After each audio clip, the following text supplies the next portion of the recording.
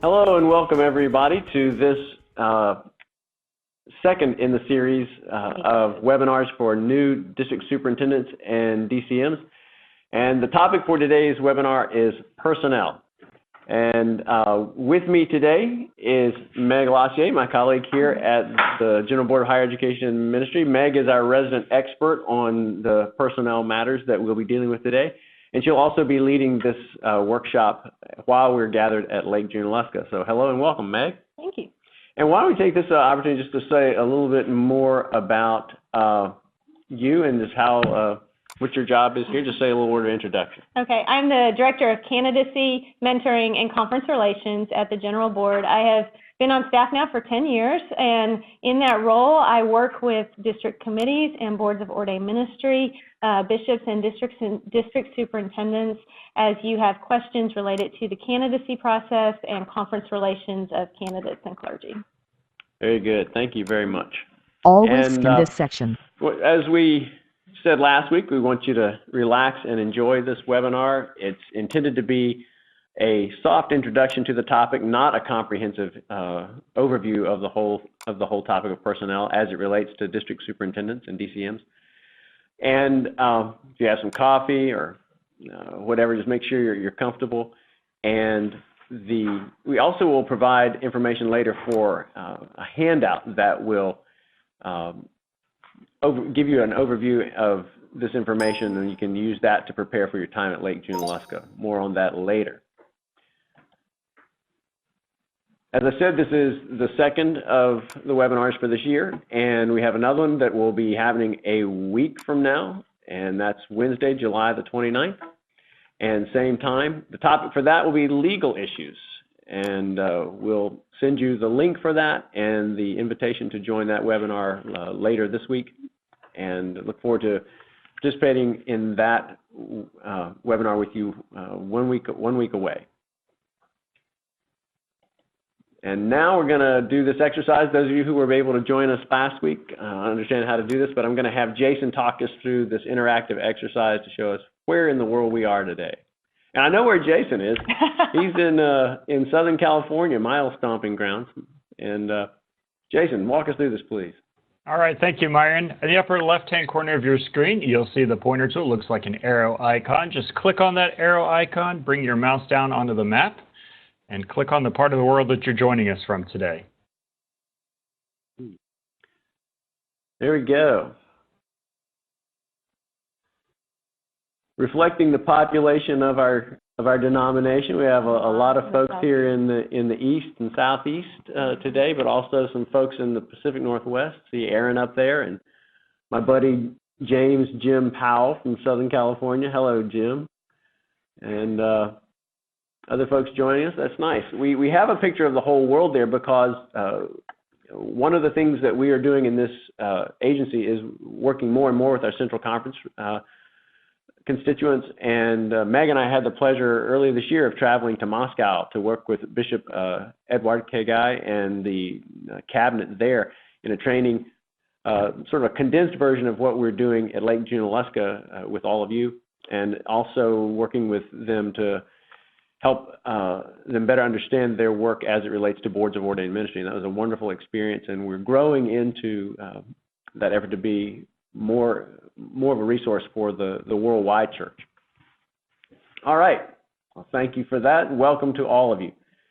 And we learned last week, too, that there were several of you that logged on, but there were more than one of you at the camera. So I guess some of you may be doing that today. There may be more people than are actually represented on the screen. All right, well, with that, Meg, take it away. Tell us a little bit about what we're going to be covering in this session when we get to Lake Junaluska. All right. In the personnel session, we cover a lot of ground. We have about 2.5 hours, and when we think about personnel, what we're going to be talking about are employment issues related to HR, to bringing candidates into the system, and to supervising the clergy that you currently work with. As a district superintendent, much of your time will be spent with supervision, and part of that responsibility is related to the records and the files that you'll need to keep. In the best situations, you'll be marking someone's improvement and accomplishments over time. Sometimes you'll need to document ineffective performance, and hopefully never you might need to work with judicial complaints or administrative fair process. But we do spend a good amount of time dealing with files and what needs to be in each of the files. You also then work with people who are entering the candidacy process. All candidates for licensed or ordained ministry first go through the District Committee on Ordained Ministry, and that becomes a big piece of your work. So we do talk about the District Committee. We spend a lot of time talking about the licensing and the ordination process, using our United Methodist candidate and record entry system, and then the role that you have in any administrative fair process that might come your way. So in case that isn't enough, we do spend that time with files, and then Bishop Keaton works with the group on appointment making. I know it's a lot. I know that the work in this area is critical, and it's so important for the recruitment, the formation, the nurturing of new candidates and clergy. I also really believe this is some of the most rewarding and fun work that you can do. Keep in mind that during today's session and also during the workshop, the goal is not to commit all of this to memory, but to know where you can find the tools that you need to do the job you need to do when you are working in these areas. Exactly. And you'll also, those of you who participated in last week's webinar will see a lot of overlap with the general, the broader question of supervision. And really, I think of this session on personnel as a much more focused look at one particular area of supervision, especially the file keeping. Yeah, Myron and I were talking about that yesterday, and while supervision is a broader look at what you do, when it comes to personnel, it really is drilling down on what the candidacy process is about, what conference relations is about, so more of those HR issues related to candidates and clergy. Exactly. All right, so now we have a polling question. Meg's going to talk us through that. Yeah, I have found that there's a wide variety of district committee as well as Board of Ordained Ministry experience when people come into being a district superintendent. So to help in framing the conversation, it would be good for me to know what experience that you've had both with DCOM and with Board of Ordained Ministry work. So take a second to look over this poll. Jason is going to guide us through how to complete it. What I'd like you to do is select everything on here that applies to you. So Jason, if you could walk us through how to do this. Sure, Meg. You'll see the polling tool is opened up on your screen. Just take a moment, choose the answers that are most appropriate for you. When you've had an opportunity to do that, click on the Submit button. That'll give me the green light. Let me know that you've completed the poll. And you'll have about a minute to complete this.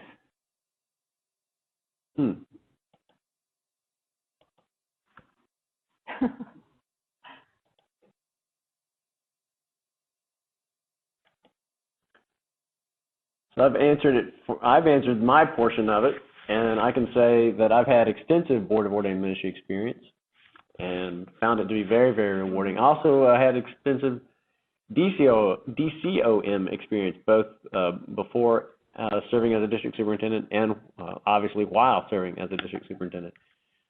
And really, there are two different views on that. And given your particular role as a district superintendent in we call it often the gatekeeping function of the candidacy process, this is very important for you to familiarize yourself with this and to know the folks that you'll be working with on the DCOM, to know them, work with them well.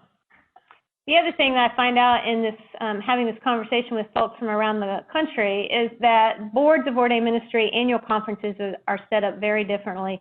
And while we may talk about the general candidacy process and generally how you interact with Cares, you do need to find out the process and procedures in your annual conference, especially in the conferences where group candidacy mentoring is now how candidates enter into licensed or ordained ministry. So we can help you with the general information. You'll need to also talk with your Board of Ordained Ministry and fellow cabinet members to get the details of what happens in your conference.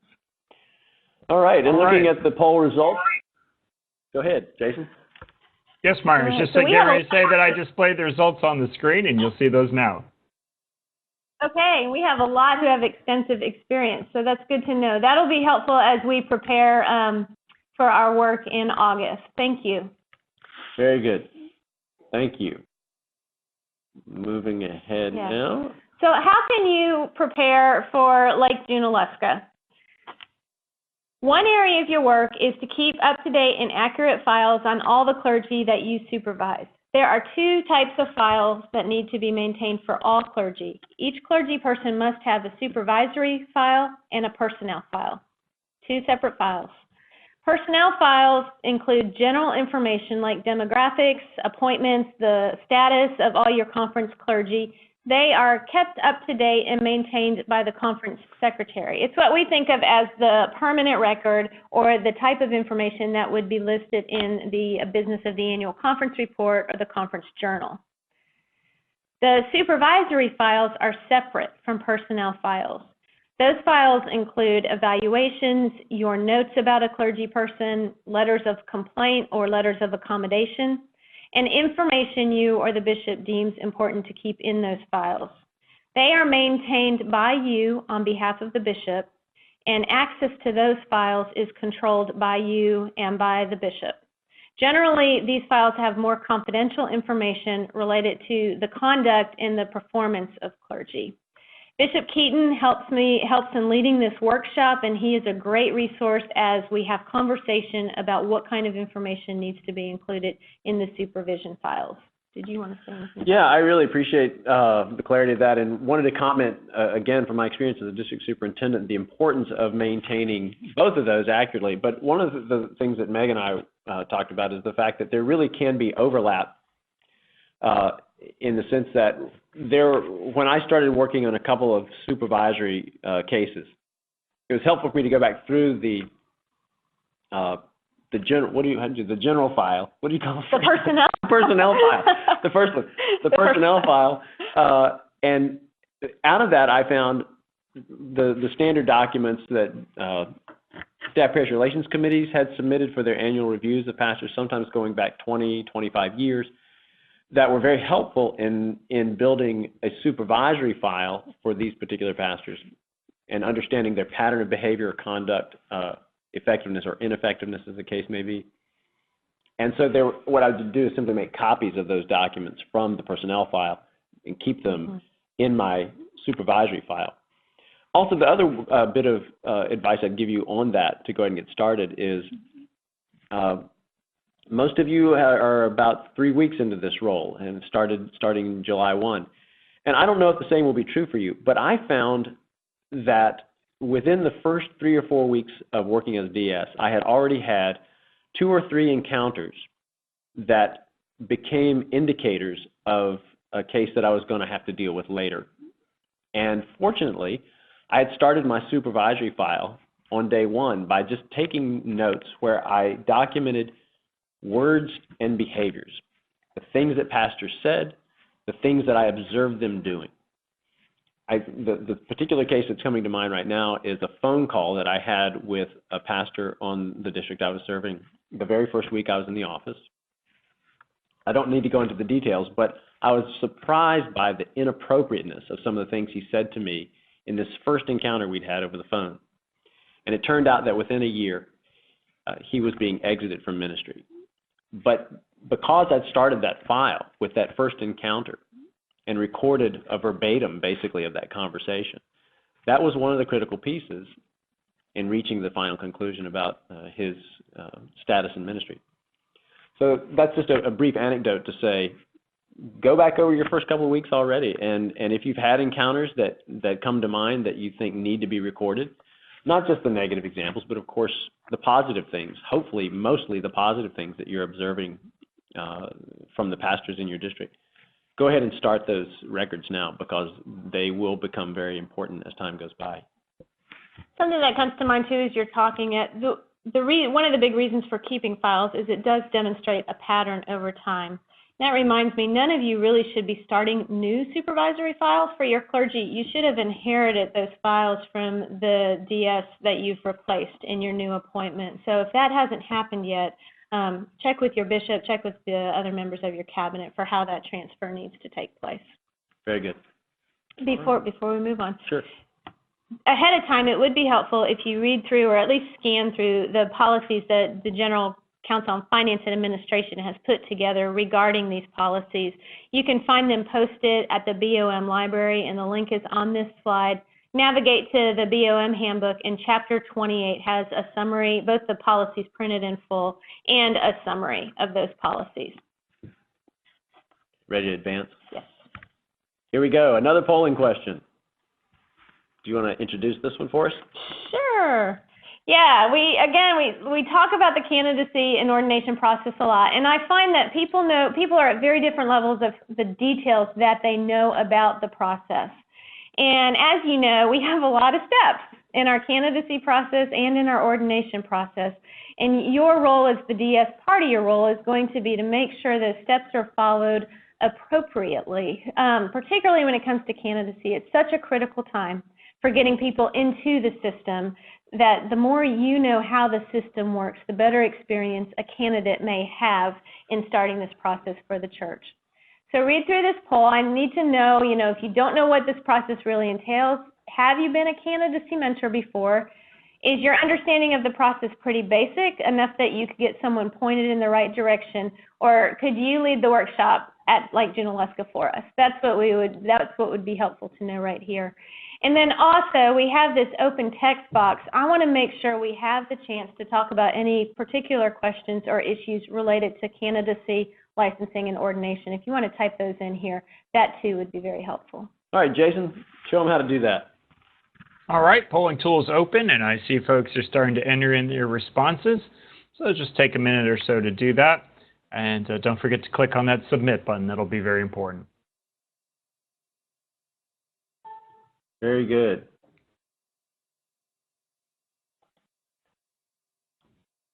See here, okay, I answered one part, just testing the resource. All right, I'm going to go ahead and close the poll here. And get ready to display the results. Okay, you should see the results on your screen now. Again, not surprisingly, we see most of you do have some significant experience here, and that's likely why you've been called to be in this role. I'm glad to know nobody else wants to teach the workshop, though. Yeah. We'll be working on that for you. Very good, very good. All right, and did any questions come in on that, Jason? No questions at this point. I'll just remind folks that if they'd like to send in their questions, they can do so using the Q&A panel. I'll keep an eye on those and let you know as those come in. Exactly, and we'll also take this opportunity to reiterate the fact that any questions that come in that we don't answer today in the webinar, we will maintain those and bring them with us to Lake Junaluska so that we can pick it up there. And also, in the meantime, if other questions come up related to this topic, you'll be provided with an email contact where you can send those in to us. We will collect those in preparation for our time together next month and plan to address them there. All right, we'll move ahead. The basics of district committee work and the candidacy process. The work of the district committee is outlined in paragraph 666 of the Book of Discipline. Yes, I know, it's an unfortunate number, but that's the paragraph that deals with the district committee. When you read that paragraph, there are 10 specific tasks assigned to the DCOM. The superintendent relates to the DCOM and the candidacy process in some very specific ways as well. And those are highlighted here on your screen. You're charged with identifying and enlisting high-quality candidates. It's your responsibility to admit candidates, and after you admit a candidate to candidacy, it is your responsibility to make sure they are enrolled in UM-Cares and approved by you to proceed in candidacy. And then related to the DCOM, you are responsible for nominating all members of the district committee. That's right. And Meg and I had a fun little conversation about this because not only are you, you need to be aware of this, just of how the process works, if you don't know it already, is that it's your responsibility to nominate them, and then they are elected by the annual conference, and that is explained in that paragraph 666.1. And I don't know, in my experience, I never had anyone contest the nominations I made. All the folks whose names went forward ended up serving on the district committee. It was helpful to confer with the Board of Ordained Ministry about which person would be best to serve as a liaison between the board and the district committee, and that having that liaison in place in all of our districts in the annual conference was very important to creating a more uniform operation and communication among the districts in the conference for this process. So give it careful attention and who you select for that. About 8 years ago, the General Conference decided that the District Committee really is a subcommittee of the Board of Ordained Ministry. And at that time, it was formalized that there should be a liaison on every District Committee that is a voting member of the Board of Ordained Ministry. That can be the DCOM chair or the registrar. It can be someone else that it makes sense, someone who has the time also to participate on the Board of Ordained Ministry. And then also keep in mind the categories of people who must serve on the district committee, including lay people, including local pastors who have completed course of study, clergy who are younger than 35, and no provisional member may serve on the district committee. Right. Going back to the point about your role and responsibility in identifying and enlisting candidates, most of you may be aware, could be aware of the fact that our denomination set the identification of young clergy for the coming years in our denomination as a high priority at the 2012 General Conference. And one of the things that came out of that specifically was the Young Clergy Initiative that we here at the General Board of Higher Education and Ministry have been administering this quadrennium. And we're very excited about what we're seeing unfold through that effort. And one of the particular things we'd be curious to know is what practices may have taken root in your own annual conferences, or in your district in particular, that is particularly intended to help identify and enlist young clergy candidates. Obviously not to the exclusion of others who are experiencing a call to ministry. We understand that that's the work of the Spirit in God's own time and way. But to make sure that we are paying attention to the work of the Spirit, especially among young clergy, we've identified that as a high priority. And so we'd be curious to know what's happening in your conference with regard to that. And we'll talk more at Lake Junaluska about some of the ways that different conferences are finding success in just providing opportunities for folks to ask that question about their calling and their vocational identity. So more on that when we get together next time, but give it some thought in the meantime. The other thing that occurs to me is you all have become cabinet members in the last year of the quadrennium. So I hope at Lake Junaluska we will have some time to point to issues you will need to pay attention to at General Conference that may change, because as soon as you get this part committed to memory, it's going to change on you in 2016. It's the joy of our system. So we'll talk some about that as well. Very good. Ready to go? Yeah. Okay.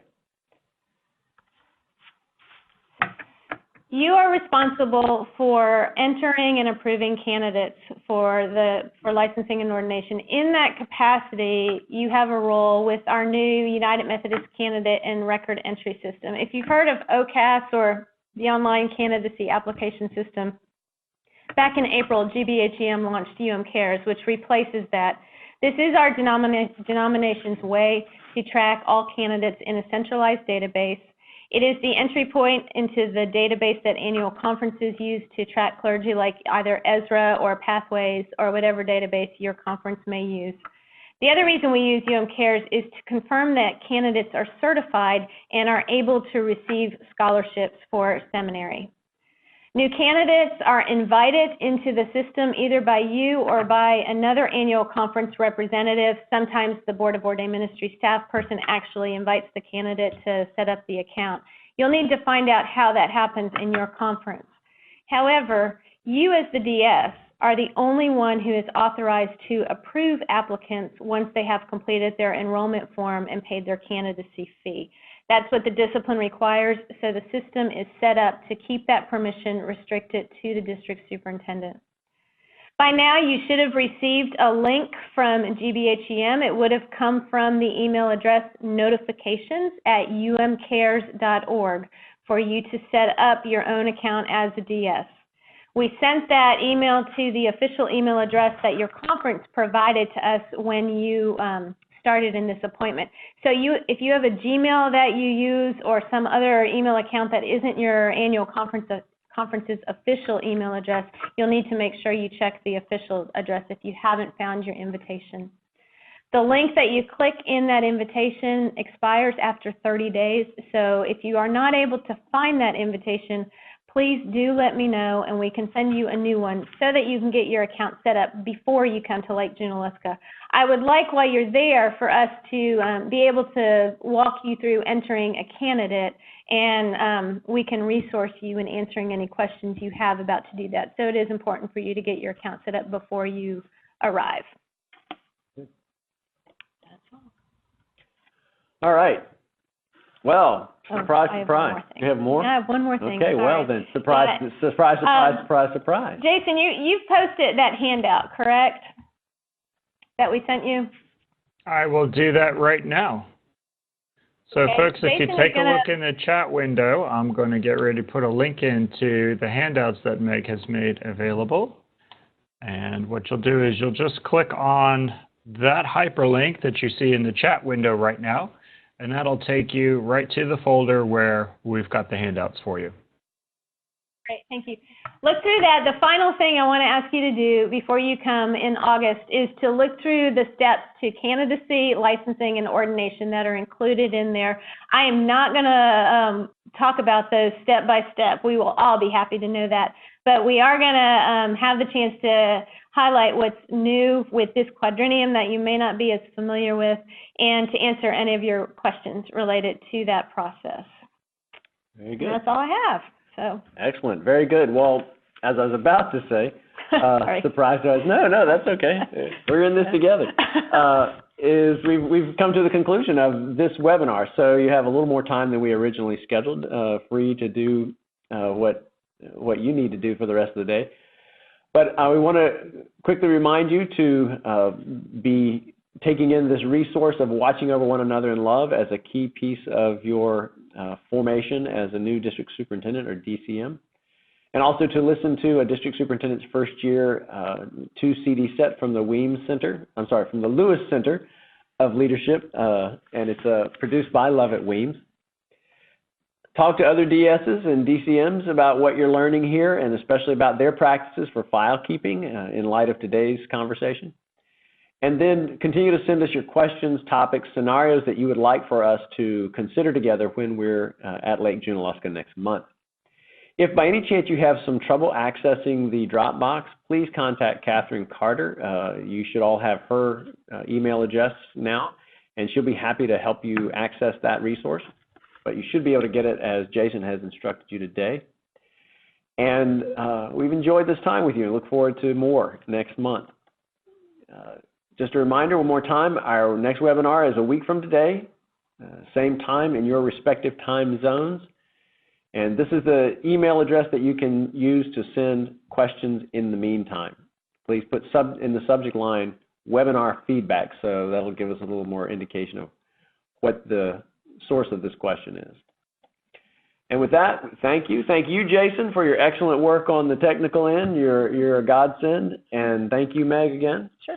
And to all our other technical help here at GBHM, we give great thanks, folks sitting in the wings. And I look forward to meeting all of you in August. Yes, to you out there, thanks for your partnership in this ministry, and may God continue to bless you as you grow into this new chapter of your ministry. Thank you, and until we see you next week, grace and peace to you.